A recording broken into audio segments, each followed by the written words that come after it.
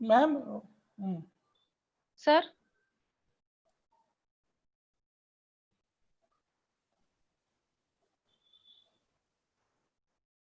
Okay, we can start it now. Okay, sir. Good evening, one and all. Let us start our day 3 FDP on literary criticism with the blessings of God Almighty. I feel immensely honored to give the welcome address.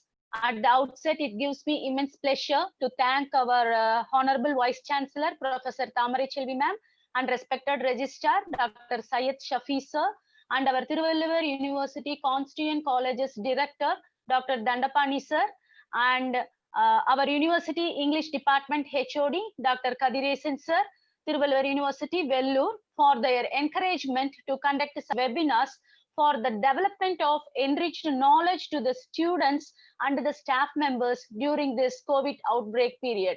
Next, I welcome our today's special guest, Dr. Rajashekhar, but due to some emergency, he hasn't come to our program. I welcome him. And next, I welcome our respected resource person, Dr. Ayyappa Raja Sattanathan, and from Associate Professor of English, Annamalai University, Chidambaram. Welcome, sir. Next, I welcome our respected principal and all our department staff members for their constant support in all my activities. Last but not least, I welcome all the participants, like the professors, associate professors, assistant professors, and the research scholars to this FDP. Without you people, the program would be nothing. Though some technical glitches has taken place in the previous day's program, my dear staff members patiently waited for the reconnection. You all made me happy by your patience and presence. I feel honored and welcome you all, and thank you. Next, I request our it's my duty to introduce our chief guest and about the topic. Today, our resource person going to give the talk in neoclassical criticism. I would like to introduce our resource person, Dr. S. Ayyappa Raja is an associate professor of English at Annamalai University. He is a gold medalist for first rank in MA English at Annamalai University, and he completed MPhil and PhD in the same institution. He also holds an MA in Tamil, and he qualified SET in English. He has 18 years of experience in teaching at university level. His area of specialization is Indian writing in English, poetry. He has successfully guided 10 PhD candidates and 24 MPhil scholars. He has published 74 research articles in various reputed international and national journals. He has presented 6 research papers in international and national conferences held at various places, including Maharashtra, Andhra Pradesh, Kerala, Odisha, Puducherry, and Tamil Nadu. He acted as a resource person in an international conference held at National Singapore. He authored and edited 4 books, namely God and Creativity in the Poetry of Syed Amanuddin, English through Literature, Prose, textbook, Word, the second textbook, and comparative literature and translation, changing in paradigms. He served as an expert in the workshops on review of the new English textbook for Standard 1 and English workbook from Standard 1 to Standard 10 for Tamil Nadu government schools. He organized 4 national level conferences as organizing secretary and coordinator. He is a poet and a literary critic. He has published nearly 20 poems in the popular periodicals. He has delivered numerous lectures on different occasions, different capacities. He has been serving as an editorial board member of the journals like notions, literary confluence, voice international, writers, editors, critics, and international journal on multicultural literature. He is an executive member of the Guide of Indian English Writers, Editors, and Critics. I welcome you, sir. I hand over the session to our respected sir and to make the session very informative and interesting. Please welcome, sir.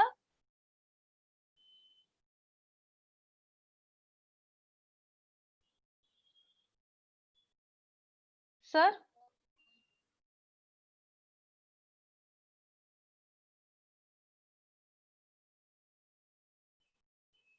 Hello. Sir.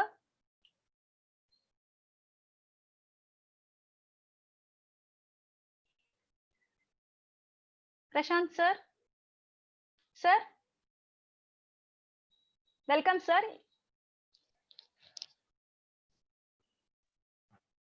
Sir, you can start, sir. Good evening, madam. Good evening. Shall I start Yes, now? Yes, sir. Yes, sir. Yes, sir. Yes, sir. Fine, ma'am. Yes, sir. Thank you so much, ma'am. First of all, very good evening to one and all.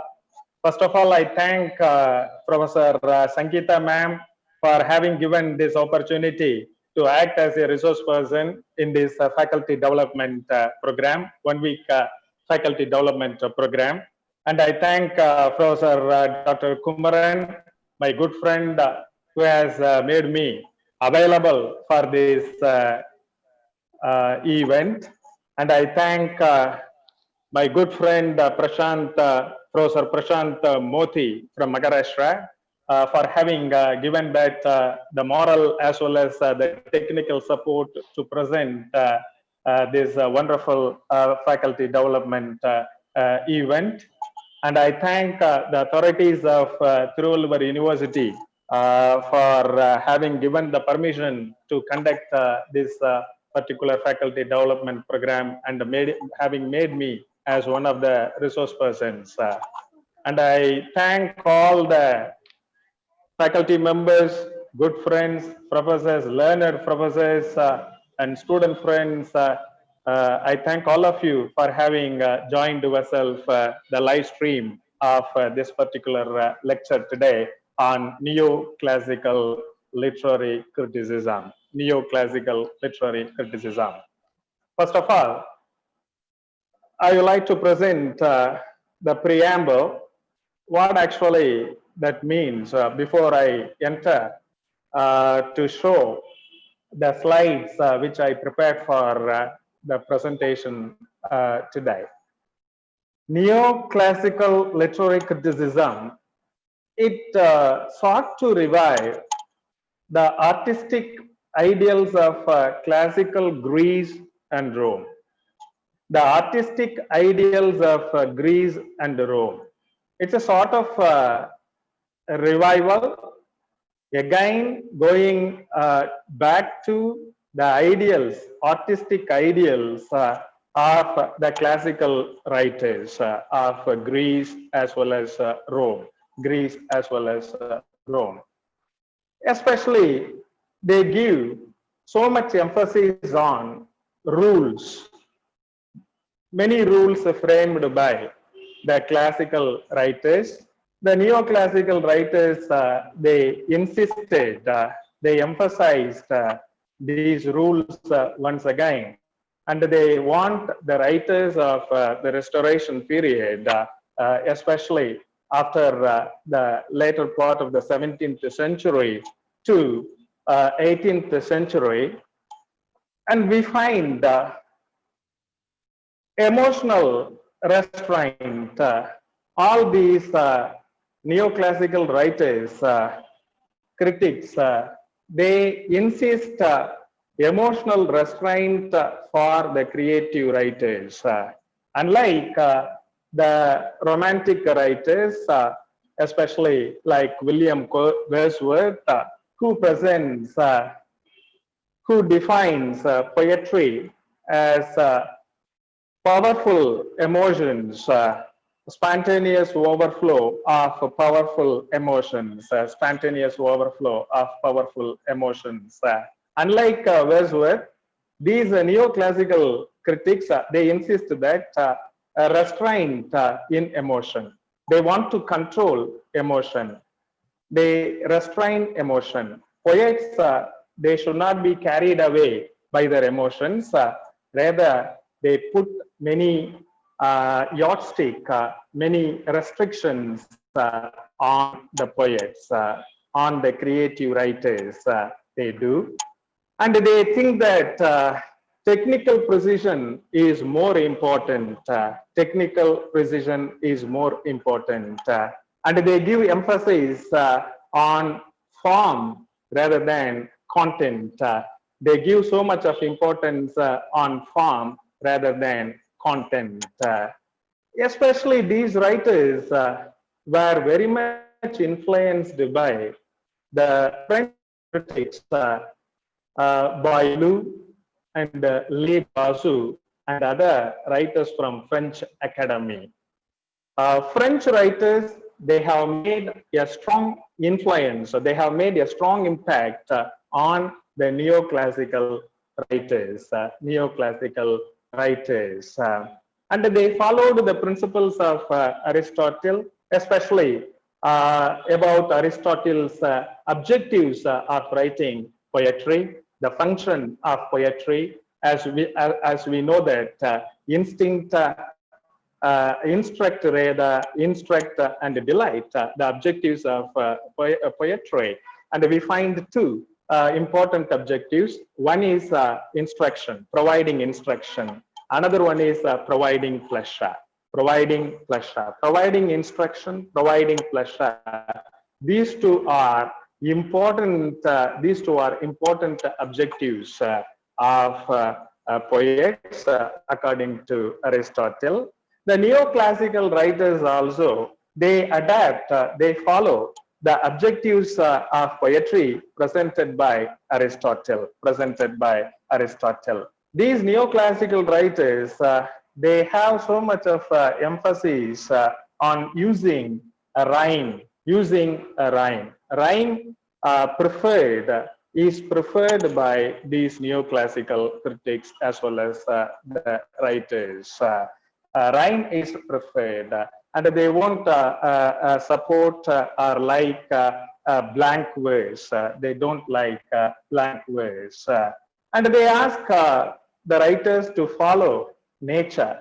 They ask to follow nature, and they have different meanings. They have different meanings for the term nature, and we are going to discuss elaborately in the next 1 hour, 1.5 hours. We are going to discuss elaborately how they define nature.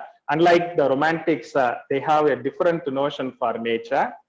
Nature to the neoclassicist, nature that means following the principles or the rules of the classical writers. Then they insist the three unities. They insist the three unities. Three unities are attributed to Aristotle, and we find the unity of action, unity of time, unity of place. These three unities are attributed to Aristotle. It is believed, it is made to believe by the French writers. Aristotle has insisted these three unities for the dramatist when they write dramas. And the neoclassicists also follow the three unities. They adapt the three unities. They insist the dramatist to follow the three unities in the writings. Then they support and they expect poetic justice. They expect poetic justice in the literature, in the literary works. Poetic justice we know very well. Poetic justice, good should be rewarded and evil should be punished. Good should be rewarded and evil should be punished. In the writings, writers have to promote goodness, good path, and they have to punish evil. They have to punish cruelty. They have to punish evil. This is called poetic justice. These neoclassicists, they insist, the neoclassical critics, they insist, they emphasize this poetic justice in the writings of the creative writers. And they are against the tragic comedy, the mingling of tragedy as well as comedy, mingling of tragedy as well as comedy. They are against this sort of mixture of tragedy and the comedy. They do not support tragic comedy. So these are the important ideas which we are going to discuss elaborately. It's a sort of a preamble, I told you, and we are going to see now elaborately one by one. We are going to discuss, and I prepared the slides. Now we can move to the slides which we are going to analyze now.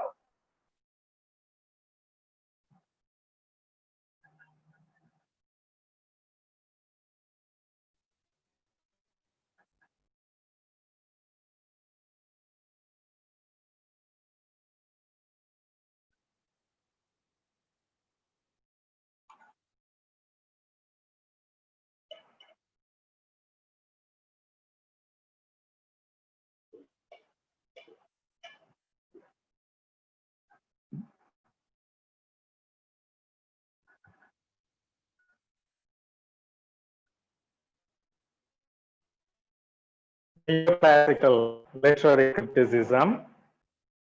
First of all, look at the term neoclassicism.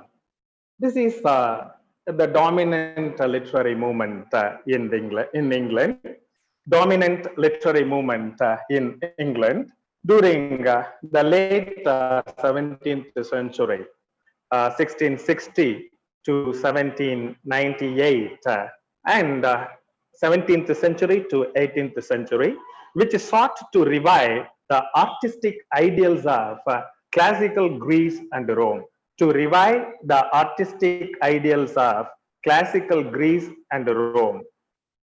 Neoclassicism was characterized by emotional restraint, order, logic, technical precision, balance, elegance of diction, and emphasis of form over content, clarity, dignity, and decorum.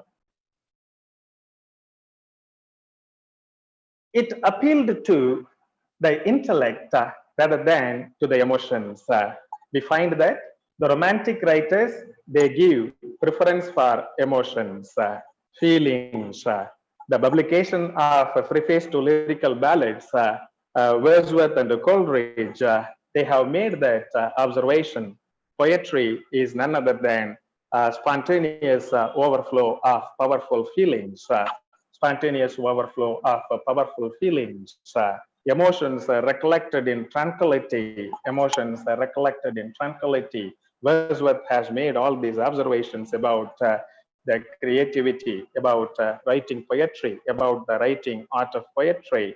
So here, on the contrary, the neoclassicists, they give emphasis for only intellect, mind, wisdom, knowledge, wit. They give emphasis on intellect, knowledge, wisdom, rather imagination, rather feelings, rather emotions. As a result, satire and didactic literature flourished during neoclassicism, neoclassical period in England, as did the essay, the parody, and the burlesque. Parody and the burlesque. In poetry, the heroic couplet was the most popular verse form.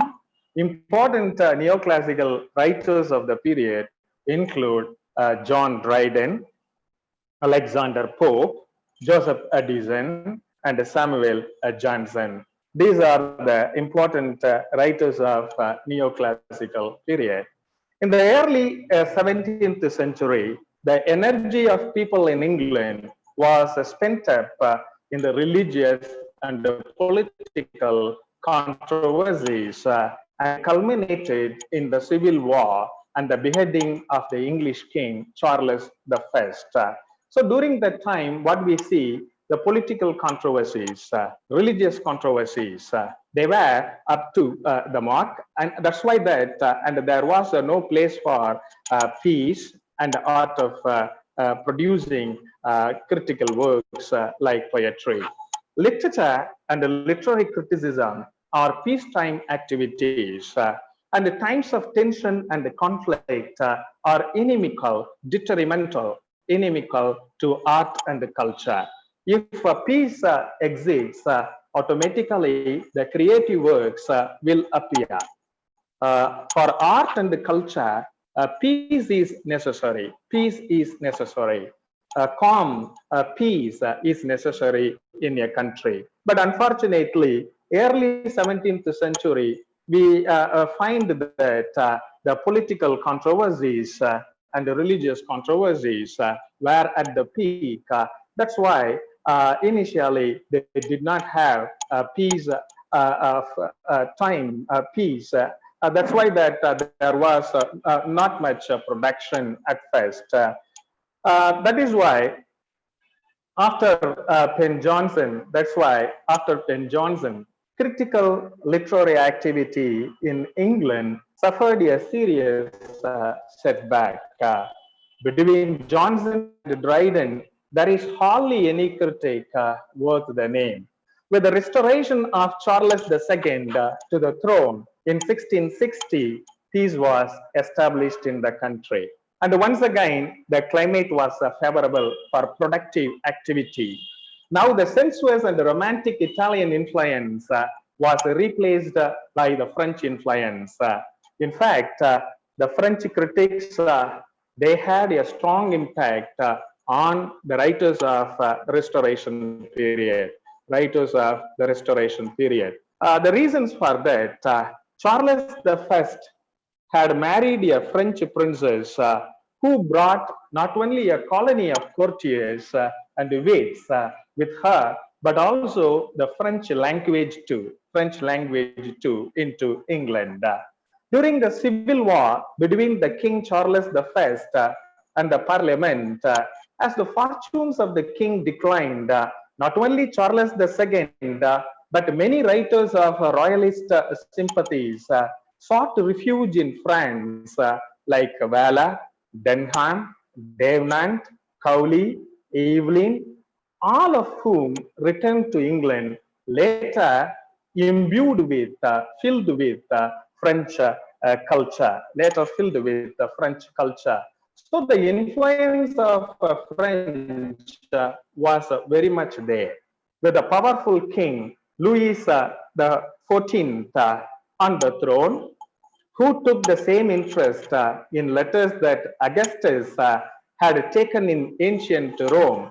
Emperor Augustus had taken in ancient Rome. Its writers commanded the same respect in the field of learning as its general did in the field of battle, or its statesmen in the field of diplomacy.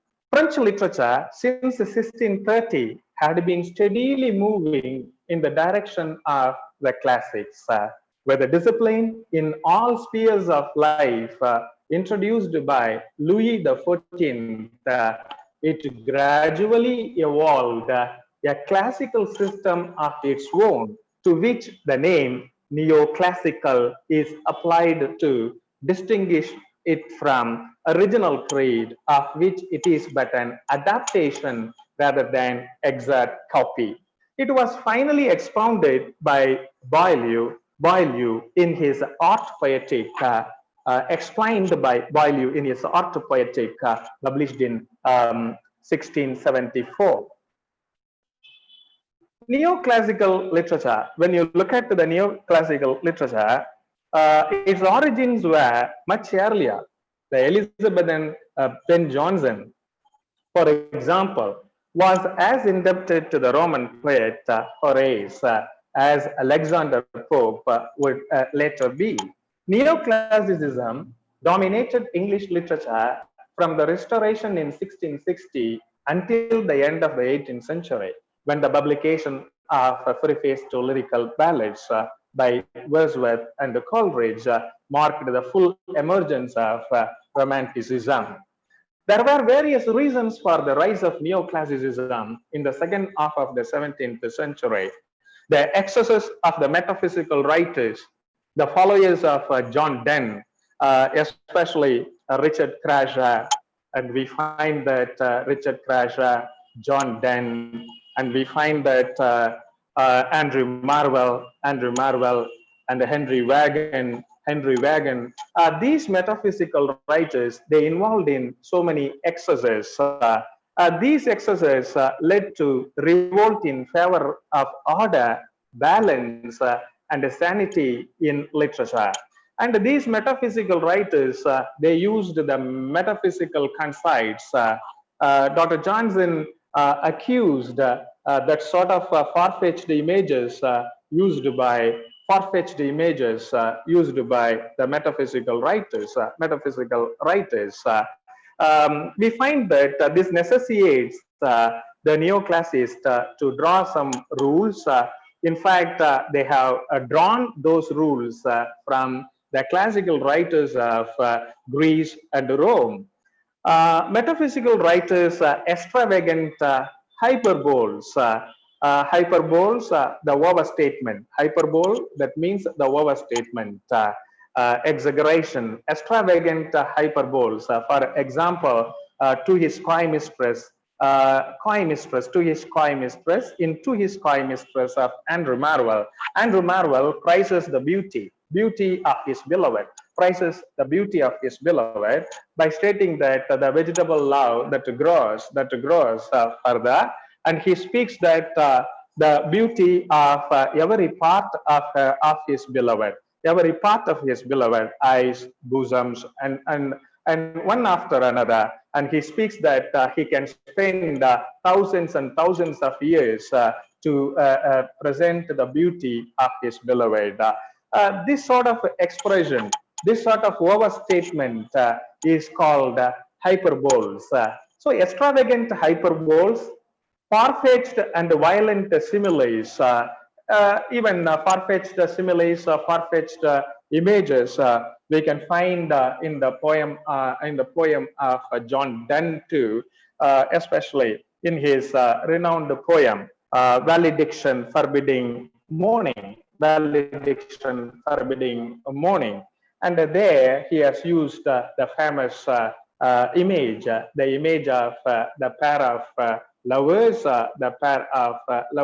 compared to the two parts of campus. This sort of wit, connecting that heterogeneous images or ideas, and this one was criticized. This kind of connection, this sort of yoking together by violence, the heterogeneous images. This sort of presentation is condemned by Dr. Johnson, the neoclassical critic. Their extravagant hyperboles, far-fetched and violent similes, and metaphors, and the conceits elaborated to a fantastic extent, prepared the ground for neoclassicism with its emphasis on correctness and decorum. Now we move to that the emphasis on the classical values. The neoclassical writers emphasize upon the classical values of objectivity, impersonality, rationality, decorum, balance, harmony, proportion, and moderation. They always they are for objectivity, and they never support the subjectivity, and they always for impersonality, not for that personality, not for that personal related ones. They give so much of emphasis on rationality, rational thinking, mind, wit, and they do not support imagination. And they think that imagination, emotion that can be restricted, that can be controlled, that can be restricted. Nature of literature and literary composition, when you look at the nature of literature and the literary composition of neoclassical period, the neoclassical writers reaffirmed literary composition as a rational and rule-bound process. They give so much emphasis on rules framed by the classical writers, rules framed by the classical writers. A rational and rule-bound process requiring a great deal of craft, labor, and study. Neoclassicism comprised a return to the classical models, literary styles, and the values of ancient Greek and Roman authors. Rules of French. As already I told you, the French critics, French writers, French artists, they had a great influence on the Restoration writers, on the writers of a neoclassical period in England. In France, rigid rules and regulations had already been framed by the French Academy, and they were now imported into England. French critics like Le Bourgeois and Boileau now reigned supreme. French dramatists and poets like Corneille and Racine were venerated, were highly respected in England, and Shakespeare, William Shakespeare and Geoffrey Chaucer and Edmund Spenser were thrown overboard, and they were thrown overboard. And at the same time, the French dramatists like Corneille and Racine, they were highly respected in England. The neoclassical critics tended to insist on the separation of poetry and prose, the purity of each genre, and the hierarchy of genres. Though unlike Aristotle, they generally placed the epic above tragedy. Two of the concepts central to neoclassical literary theory and practice were imitation and nature, which were intimately related. These neoclassical writers, they insist imitation, the imitation of classical models, especially the models shown by Homer and Virgil, and they insist follow nature. And I will explain to you what actually they mean by nature in the later segment. The harmonious and hierarchical order of the universe, including the various social and political hierarchies within the world. The neoclassical writers generally saw the ancients, such as Homer and Virgil, as having already discovered and expressed the fundamental laws of nature.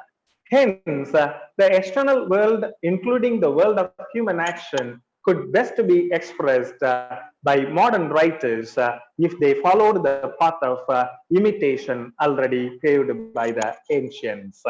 Invention was, of course, allowed, but only as a modification of past models, not in the form of rupture,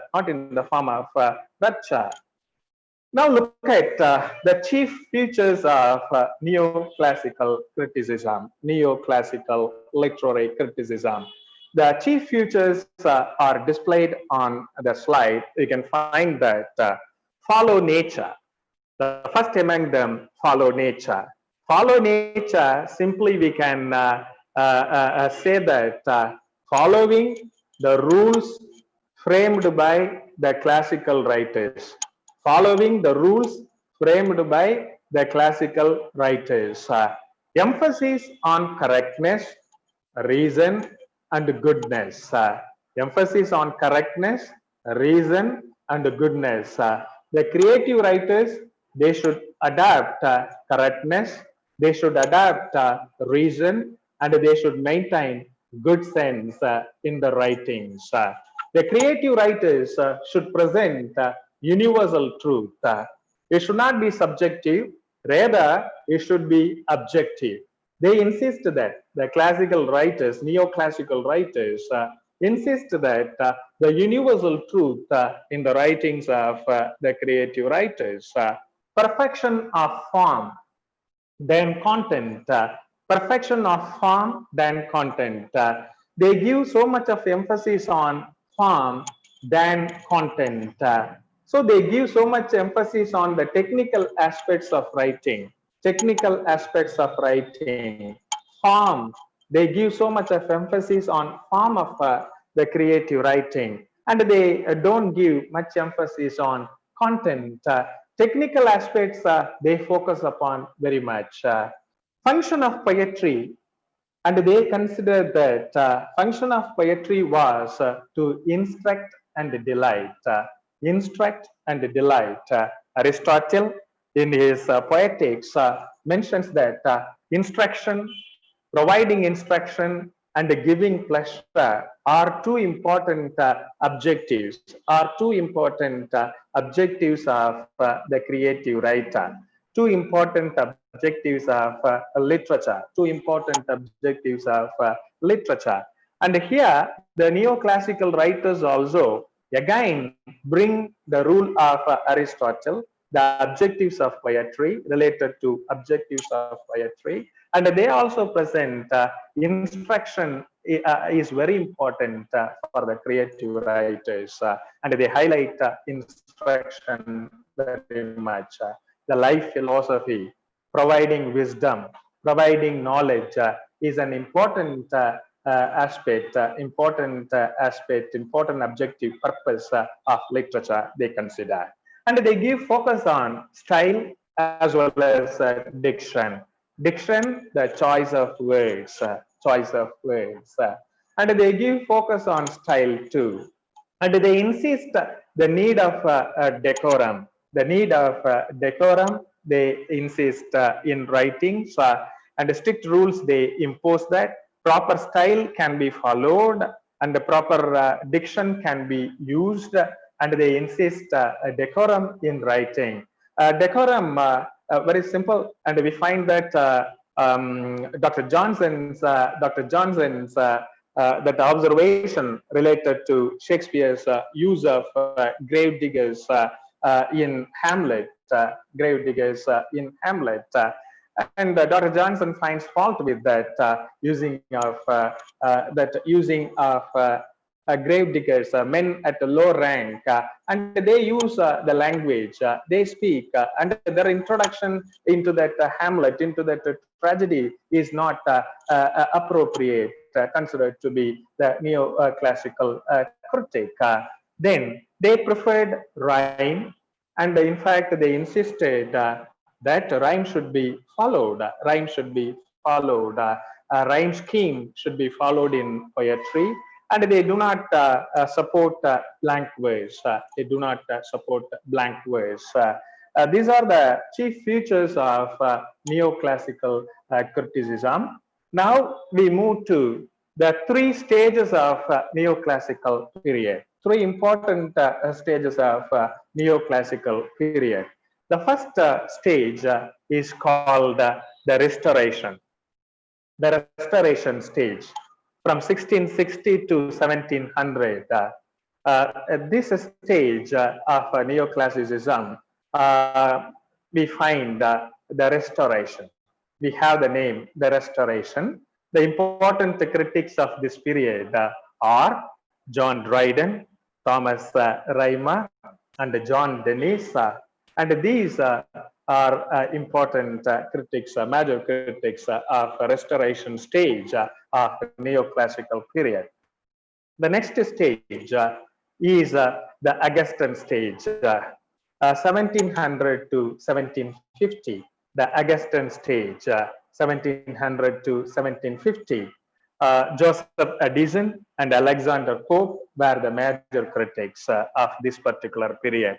Joseph Addison and Alexander Pope were the major critics of this period, the Augustan period, by the name of the Emperor Augustus in Rome. And these neoclassicist writers also would like to have the name of Augustus here, and they call themselves as the production of the great classical writers, and they want to reflect their spirit during this time, especially Alexander Pope.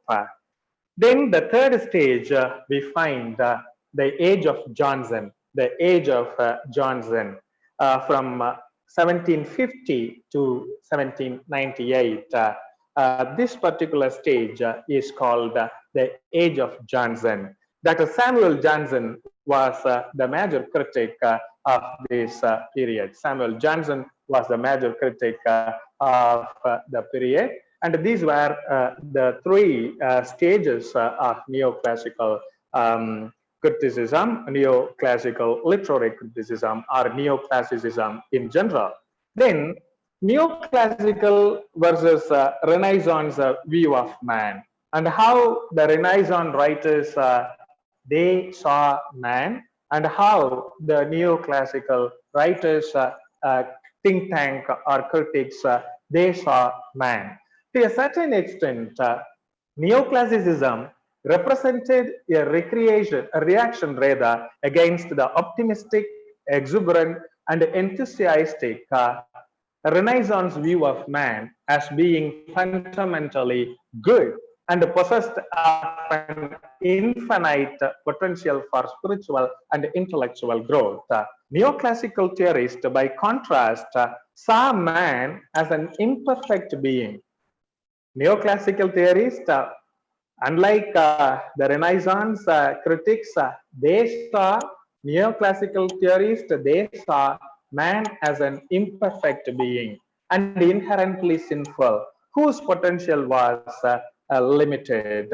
So these are the different points of view they have. The Renaissance critics and the neoclassical critics, they have their opinion on man. Now we come to that, as already I told you, the important chief feature, follow nature, follow nature. The precept, the general rule, follow nature, is the very center of the neoclassical creed. Nature is used in many senses by the neoclassicists. It means external reality. It means the external reality, which the poet must imitate, and hence follow nature becomes realism or verisimilitude. Nature also means general human nature. That is to say, qualities which are common to all men in all ages and countries. Thus, the poet must deal with the universals and with the particular, the individual or the singular. It also means, nature also means the typical qualities, qualities of a particular age or sex or profession. Nature, that also means the typical qualities, qualities of a particular age or sex or profession. Thus, the poet must be true to type. Nature also means the principle or the power that governs the universe, Order, regularity, harmony were supposed to be qualities of this power, and so literature must also have them. To follow nature also means to follow the rules of the ancient masters. Already I told you, to follow the rules of the ancient masters. Ancient masters here, the Greek and the Roman writers of the past, the classical writers of the past. To follow the rules of the ancient masters, for they were based upon nature. Alexander Pope, in his essay on criticism, I quote, he makes the presentation, I quote, the rules of old discovered, not devised, are nature still, though nature methodized, and so to follow those rules was to follow nature herself, unquote. Already methodized, already arranged, all these rules are already framed by the ancient masters. So the neoclassical writers, they have to follow the rules.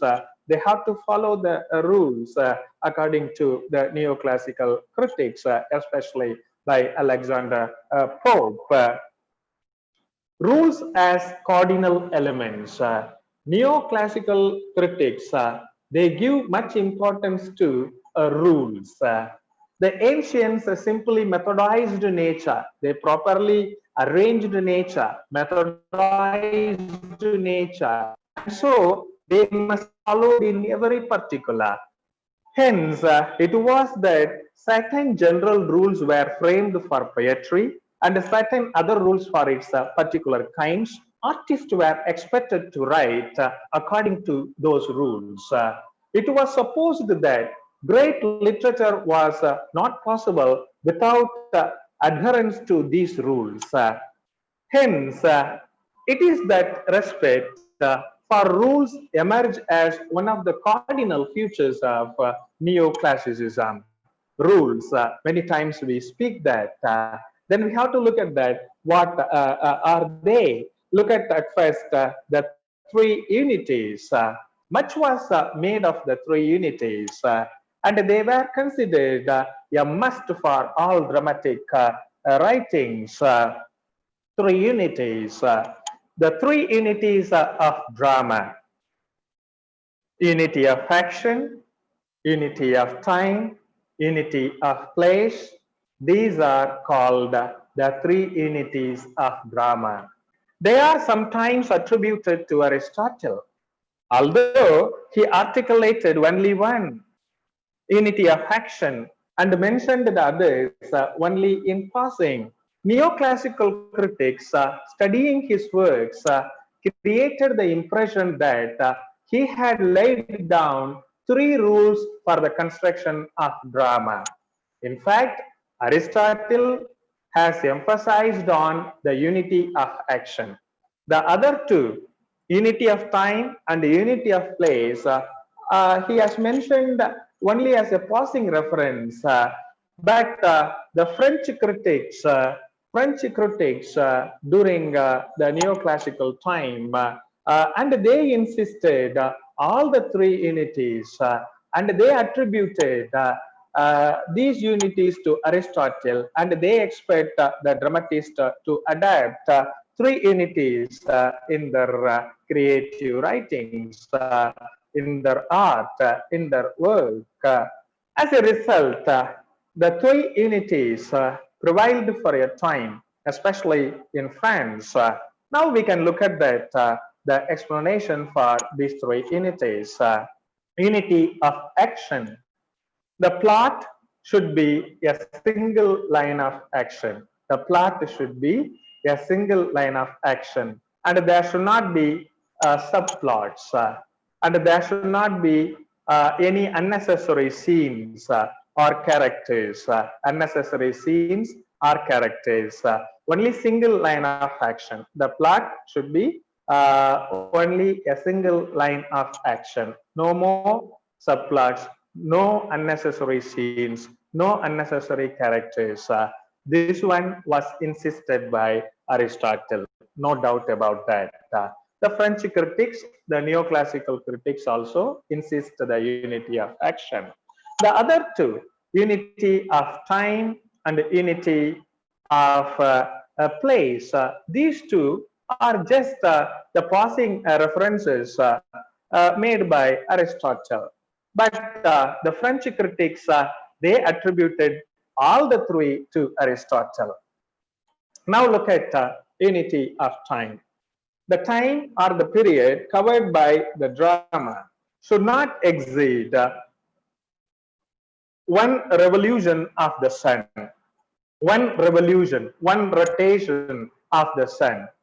In Aristotle words, that means 24 hours in a single day, The time, the period covered by the drama should not exceed one revolution of the sun, a single day, that means according to Aristotle, and should correspond as closely as possible to the time required to perform the play, 3 hours or 6 hours, not more than that.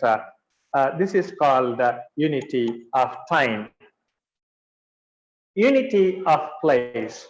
The action of the play should be confined to one locale or to one city. The action of the play should be confined to one locale or to one city, so that conceivably the actors would be able to visit any scene in the time required to perform the play. William Shakespeare generally disregarded the unities, following them only in Comedy of Errors and The Tempest. When Johnson observed the three unities in Walpole, these neoclassical writers, critics, they are against mingling of tragedy and comedy. Neoclassical critics are against the mingling of comedy and tragedy, popularly known as tragicomedy, the mingling of comedy and tragedy. Tragic comedy was condemned as a mongrel breed on the ground that Aristotle had prescribed that there should not be no mingling of the tragic and the comic, no mingling of tragic and the comic. Emphasis on correctness. Neoclassical critics, they give emphasis on correctness, reason, and good sense. The artist must follow the rules correctly, and any exuberance of fancy or emotion must be controlled by reason or sense. So they ban the exuberance of fancy or emotion. Fancy or emotion that must be controlled by reason or sense. A balance must be maintained between fancy and judgment. The head must predominate over the heart. They give so much of importance to mind, knowledge, thinking, intellect, and they expect that can dominate the feeling, imagination, heart. The need of inspiration or furor poeticus was recognized. The poetic frenzy was recognized, but it was to be held in check by reason and good sense. Inspiration, without inspiration, and there is no creative work. There is no creative work. Poetic frenzy is essential. Plato calls it the divine inspiration. Divine inspiration. In Ion, he calls divine inspiration the poetic frenzy. That can be accepted, that can be recognized, but at the same time, it should be held, it should be checked, that the poetic frenzy should be checked according to the neoclassicist. Rather, they want to apply reason. They want to give emphasis on reason. Reason should control the emotion. Reason should control the emotion according to the neoclassicist. Moderation. Moderation was the golden rule in life and literature. Pope's advice, closely echoing Boileau, the French critic, I quote, avoid extremes and shun the faults of such who still are pleased too little or too much. I unquote the words of Alexander Pope. Here, he insists moderation in the literary work. Now move to the universal truth. The poets must deal with universal truths and the general ideas, universal truths and the general ideas. As the universal truths in their very nature were limited. Originality and excellence in respect of content was not always possible, because already explored by the classical writers.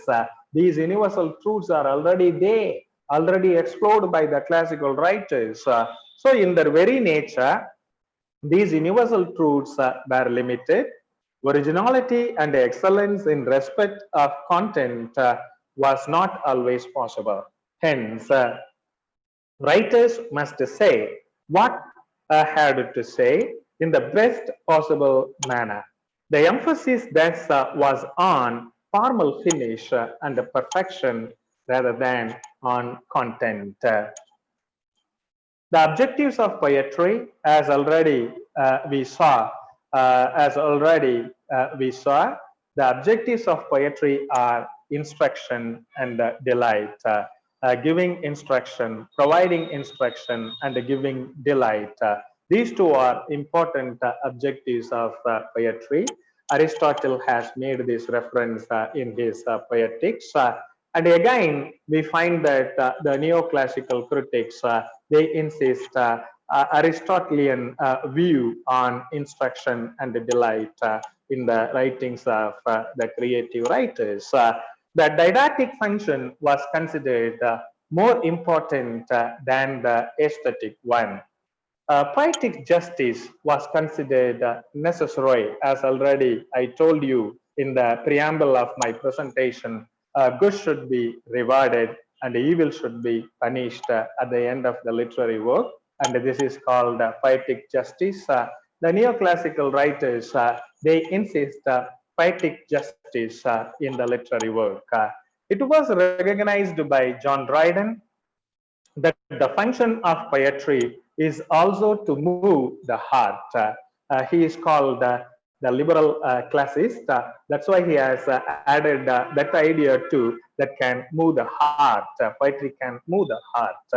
Tragedy must purge the soul of pride, purge the soul of pride and hardness of heart. Commiseration, compassion, commiseration, compassion, and admiration were considered functions proper to tragedy by the neoclassicist. Then look at the style and the diction of poetry. Style and the diction of poetry. There is a difference between the language of prose and the language of poetry, which should be noble and elevated, which should be noble and elevated. The language of poetry that is considered to be noble and elevated.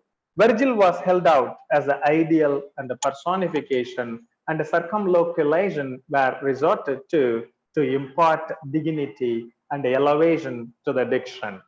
Common words were avoided, and the deities of classical mythology were also used with this purpose. The use of compound words and epithets was also frequent for this reason. Wordsworth condemned this artificial poetic diction in his preface to Lyrical Ballads in 1798, which was the beginning of Romantic period. Avoidance of Gothic words. Besides the dignity, the neoclassical writers aimed at clarity, and with this end in view, they avoid Gothic words, archaic words, or absolute words, and they avoid the technical words of arts and sciences. They avoid the attention to minute details. They avoid the use of far-fetched imagery and conceits. They give emphasis on decorum. The neoclassical critics, they give emphasis on decorum. Different kinds of poetry have different styles proper to them.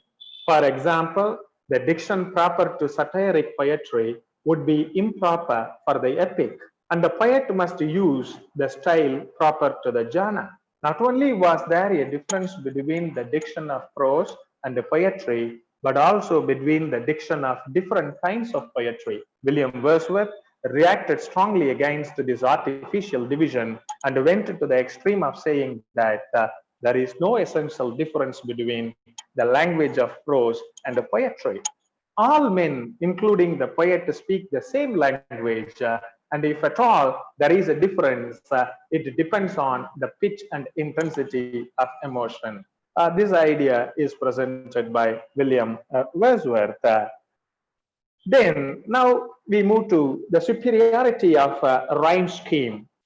Neoclassical writers contend that rhyme is superior to blank verse. Rhyme is superior to blank verse. The heroic measure was the right measure for poetry. This was supported by the ancients as well as the French. Blank verse, when you look at the blank verse, poetry written in unrhymed manner. Without rhyme, the poetry is written, and this is called the blank verse. And it should not be confused with free verse. Free verse is different. Blank verse is different. Its lines do not rhyme. Blank verses, you find that the lines of the blank verse do not rhyme. It is not metrically blank. Very important. Meter is followed in blank verse also. Only rhyme is not there. That's why the critics, they call this form as a blank verse. They call this form as blank verse. So here we find that superiority of rhyme scheme, and this is established by the neoclassical critics. Rhyme is superior to blank verse, according to the neoclassical writers. The example for blank verse we can find on the slide. Marlowe, Christopher Marlowe, and in Christopher Marlowe's Dr. Faustus, in the slide, Dr. Faustus has made the observation, I quote, "Was this the face that launched 1,000 ships and burned the topless towers of Ilium? Sweet Helen, make me immortal with your kiss." I unquote. These are the words attributed by these are the words attributed by the great scholar Dr. Faustus, Christopher Marlowe's Dr. Faustus. Here, Christopher Marlowe has effectively used blank verse, and this one was not accepted by the neoclassical writers. They preferred, in fact, rhyme scheme. They preferred rhyme scheme. Now, we will move to the important critics of neoclassicism, and we can see the important ideas of them and the works of them. At first, John Dryden's works we can look at. Dr. Johnson, Dr. Samuel Johnson called John Dryden the father of English criticism, the father of English criticism. Essay on dramatic poesy is a major formal work of criticism of John Dryden. Essay on satire, another important critical work of John Dryden. In it, he says that aim of satire is a correction of manners. Aim of satire is correction of manners. Essay on heroic tragedy, another important critical work of John Dryden. And there we find love and valor are the themes and imitation of heroic poem. Love and valor are the themes and imitation of heroic poem. According to John Dryden, in his work, Essay on Heroic Tragedy, he has mentioned it. Another important critical work of John Dryden is Essay on Fables. Essay on Fables. He prefixed to his translations from Ovid, Homer, Boccaccio, and Chaucer, varied literatures of ancient Greece and Rome, of Italy, and of England were brought under examination. The renowned critic Atkins prizes this work masterpiece in judgment, method, and style. Another critic, Sainsbury, the comparative critic, Sainsbury, ranks it with the best criticism of the world. He makes illuminating comparisons between Homer and Virgil, and then between Chaucer and Ovid. He appreciates John Dryden, appreciates Chaucer's art of characterization.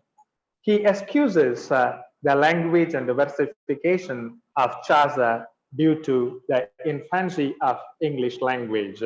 In fact, Geoffrey Chaucer was considered to be the father of English poetry, which is well known to us. Then, Essay on Dramatic Poesy. In this important work, John Dryden he vindicates the honor of English writers. This is a response to the unfavorable comments made by the Frenchman Samuel Sorbia. Samuel Sorbia visited England, the Frenchman visited England and returned to France. After returning to France, he made unfavorable comments about the Restoration dramatist. John Dryden now answers to the unfavorable comments of Samuel Sorbia, the Frenchman. It is in the form of a dialogue. Essay on dramatic poesy is in the form of dialogue, as Plato's important work, Republic. In this work, Essay on Dramatic Poesy, in this work, we find 4 characters involved in the dialogue. They are Cretes, Eugenius, Lycidius, Neander. Neander is none other than John Dryden himself. The objectives of John Dryden related to this work, the objectives they are, at first, Dryden demonstrates the superiority of the moderns, and over the ancients and the French, as also the superiority of contemporaries over the Elizabethans. Dryden upholds the superiority of rhymed verse over the blank verse. He defines the drama, I quote, a just and lively image of human nature. A just and lively image of human nature, representing its passions and humors and the changes of fortune to which it is subject, for the delight and the instruction of mankind. As a liberal classist, John Dryden justifies the violation of unities, and he winks at tragicomedy. In poetry, there is no mere reproduction of reality. The poet has imagination, and it's by shaping power of his imagination that the poet selects, orders, rearranges his material, and thus gives a more heightened and beautiful version of reality. It is not slavish imitation, but imaginative creation that Dryden means by the just and lively image of human nature. Reality must be selected, ordered, and shaped by the poet's imagination, just as a skilled workman shapes his raw material to create or make beautiful works of art. Excess of poetic imagination must be curbed and controlled, and such a control is exercised by judgment of the poet. Now we can move to the next critic of neoclassical period, Thomas Riemer. Preface to his own translation of French writer Rapin's reflections on Aristotle's Poetics, the tragedies of lost age, a short view of tragedy. These are the important works of Thomas Riemer. He is known for his vast learning, but he is considered to be a worst critic by many. For example, he examines the characters on philosophical grounds, and he condemns the plot of Othello because it seems impossible to him that a fair girl can fall in love with a black person. It shows the color prejudice of this critic. It is not acceptable. It should not be accepted. The color consciousness. Here we find that Thomas Riemer's color consciousness, and he makes that accusation of William Shakespeare for having made the beautiful girl Desdemona to fall in love with a black person. And here you find that the color prejudice of Thomas Riemer. That is why he is considered to be a worst critic by many. Then we move to two more critics of this time, first stage. John Dennis and Jeremy Collier. John Dennis and Jeremy Collier. Comical Gallant is an important work of John Dennis, and in it he altered Shakespeare's Merry Wives of Windsor.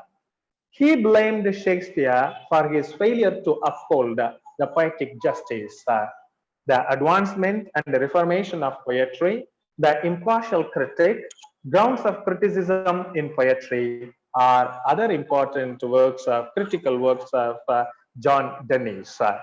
Now move to another critic, Jeremy Collier. A short view of the profaneness and the immortality of the English stage is an important work of Jeremy Collier. He made an attack on the Restoration drama and considered worthless the Restoration drama, and he considered the Restoration drama as worthless, especially for its indecency, licentiousness, vulgarity, and obscenity. Now we move to another important neoclassical critic, Joseph Addison. An account of the greatest English poets. This was the first work of Joseph Addison, critical work of Joseph Addison. This one was written when he was as a young man.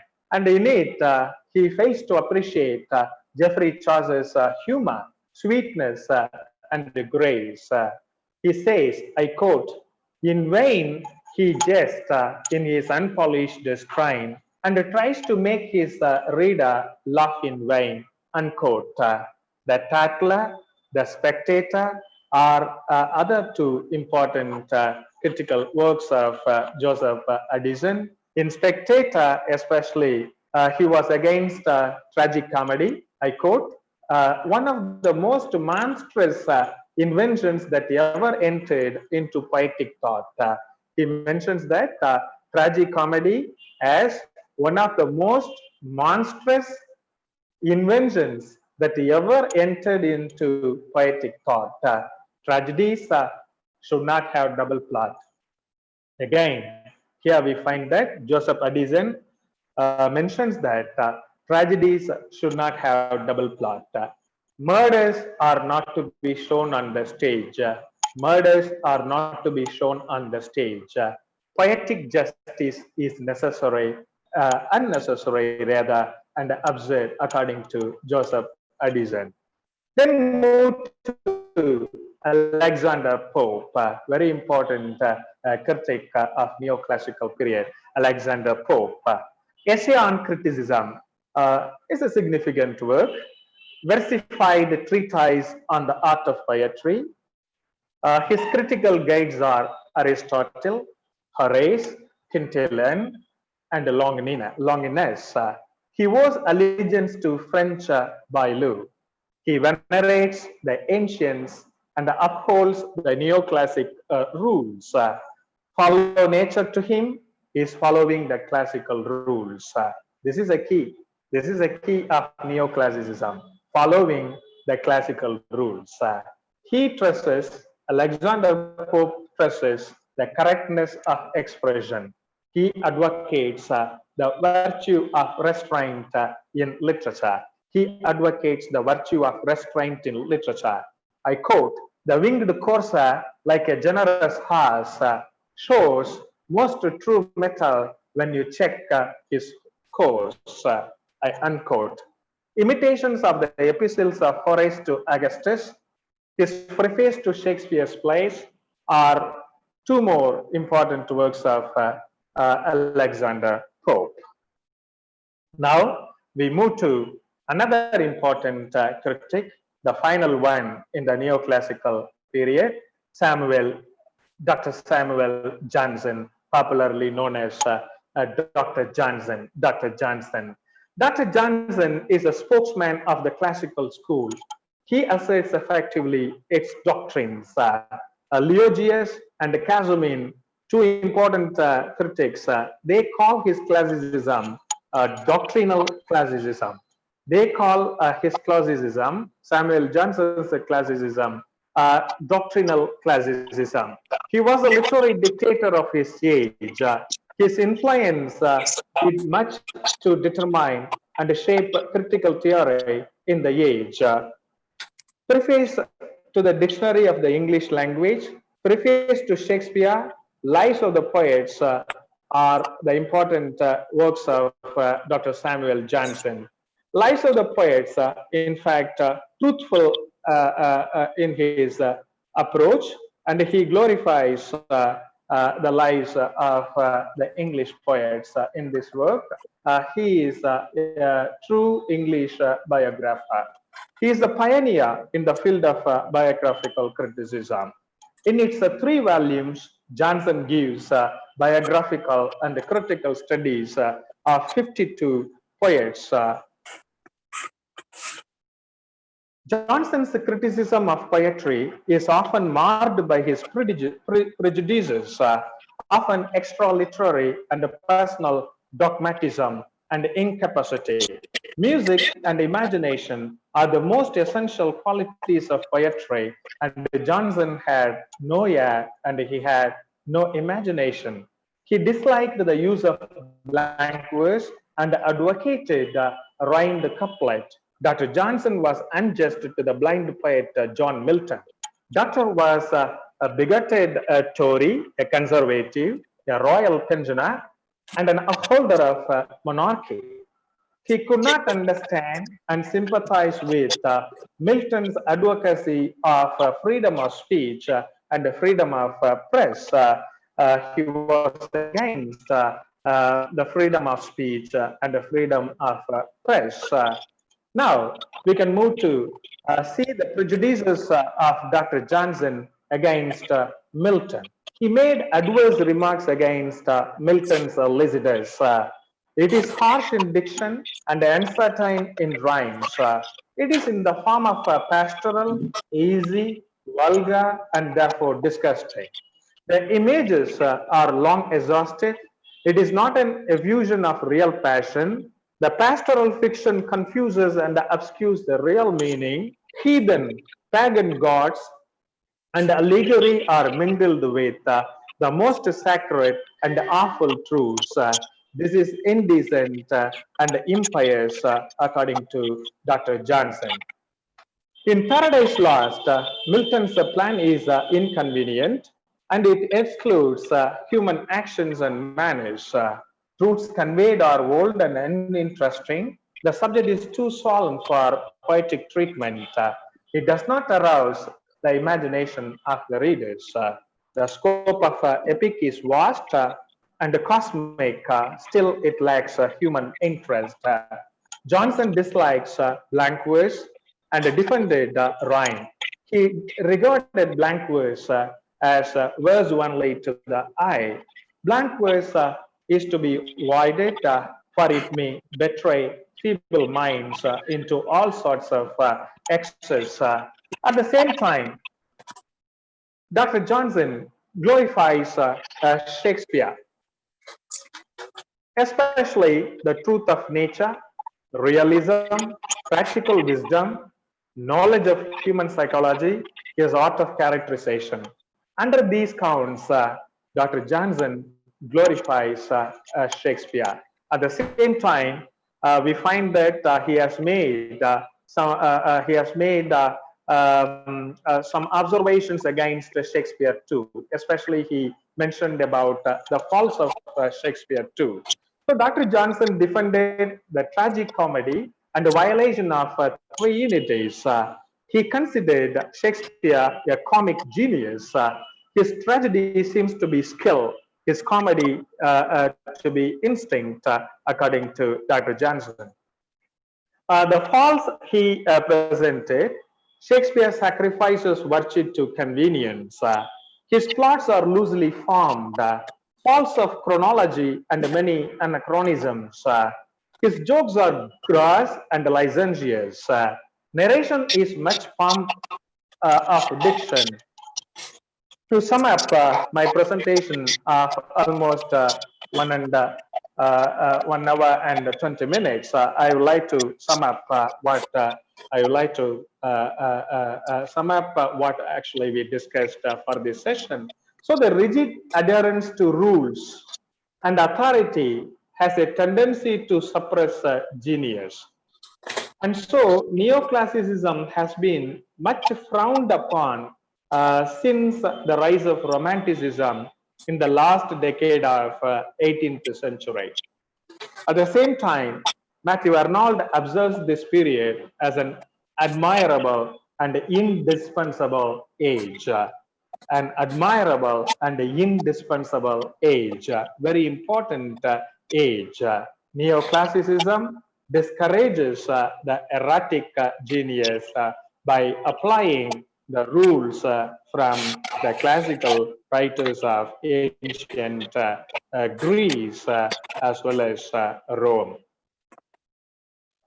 With that, I would like to wind up my presentation, and I thank all the participants, and I thank the organizers for having given me the opportunity,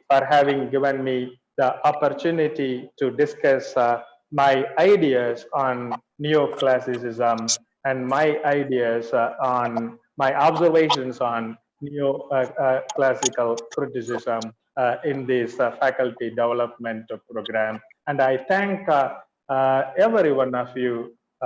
Thank you so much for listening to my listening as well as watching my presentation. Thank you, sir. Sir.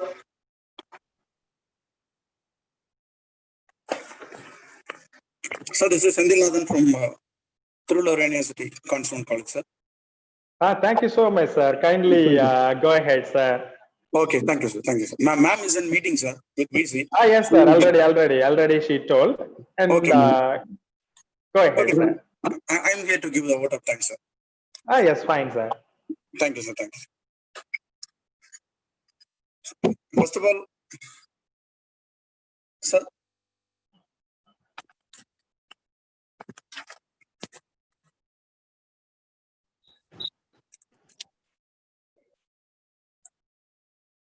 Sir, go ahead with your vote of thanks. Yeah. First of all, I would like to thank our Honorable VC ma'am, Register, and respected Principal for giving us permission to conduct this 7-day literary criticism program. And I would like to convey my sincere thanks to our HOD for organizing such a great FDP on literary criticism for 7 days. And a special thanks to our special guest, Dr. A. Rajsegar, Assistant Professor of Biotechnology, Placement Coordinator, Tiruvallur University. Thank you, sir. And this is time to gratitude our chief guest, Dr. Ayyappa Raja Sattanathan, Associate Professor of English, Annamalai University, Chidambaram, for giving such a wonderful lecture on literary criticism, that is neoclassical literary criticism. And sir has beautifully explained and clearly defined about neoclassical criticism. And he hasn't touched only neoclassical criticism. In addition to this, he has given a pre-neoclassical writers to remember the continuity of neoclassical critics here in this session. And he began with the definition of neoclassicism and the neoclassical critics' way of approaching writers and criticism. Then he has touched various writers just like John Dryden, and he remembered, or he began with the writers individually and gave their critical approaches towards literature. And sir beautifully reminded Dr. Dryden as the father of English criticism, which was said by Dr. Johnson, and he quotes the major points in essays on dramatic poesy. Thank you, sir. Thank you for such a valuable speech on Dryden, sir. Then sir has touched the various aspects in Thomas Reimer, how and he beautifully quoted how Reimer has made his criticism a worst thing, and how he has criticized Shakespeare's Othello, which dealt with prejudice issues. So it was clear, and I have been working in this speech for the 14 years, but after this speech only, I come across how Reimer has criticized Shakespeare. And for this, my special thanks I render that to Chief Guest Dr. Ayyappa Raja Sattanathan, sir. Thank you, sir. Then